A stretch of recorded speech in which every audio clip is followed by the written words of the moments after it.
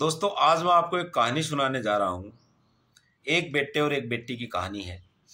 एक माँ बाप जब बच्चा पेट में होता है तो बच्चे के भविष्य के सपने अपने दिल और दिमाग में बनाते हैं और पूरी पूरी रात वह दोनों बच्चे को उस सपनों को पूरा करने की प्लानिंग करते हैं। बाप दिन रात मेहनत करता है, माँ दिन रात अपने पेट में पल रहे बच्चे की तंदुरुस्ती का ख्याल रखती है। जब बच्चा दुनिया में अपनी पहली किलकारी यानी किलकारी गूंजती है तो माँ बाप ये नहीं पूछते कि लड़का हुआ है या लड़की।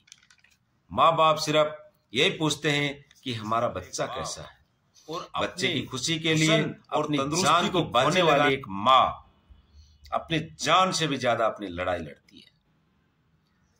जब बच्चा पैदा होकर तंदुरुस्त होकर जवान होकर जब बच्चा 16 साल का होता है तो उसी मेहनत करता है तो अपने माँ उस मेहनत के साथ साथ कुछ गलत संगतों में पड़कर वह बच्चा जब 18 से 19 साल का हो जाता है और उस गलत संगत का असर उस बच्चे या बच्ची के ऊपर पड़ जाता है तो उस संगत का शिकार होकर अपने माँ बाप के 20 साल पुराने जो सपने सजोए थे उनको एक झटके में चकनाचूर कर देता है और बोलता है कि मेरा वो प्यार है।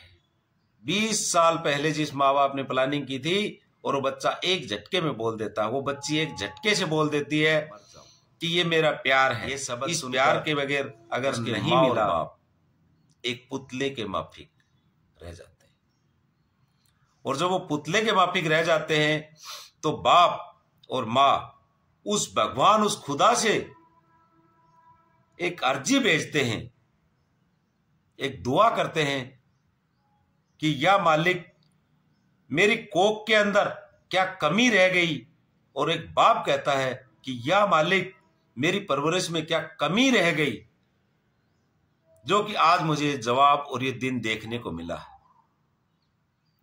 मेरे दोस्त, उस वक्त 7 आसमान पर बैठा हुआ उस खुदा उस भगवान का अर्श से फर्श तक यानी जमीन से आसमान तक सब कुछ हिल जाता है।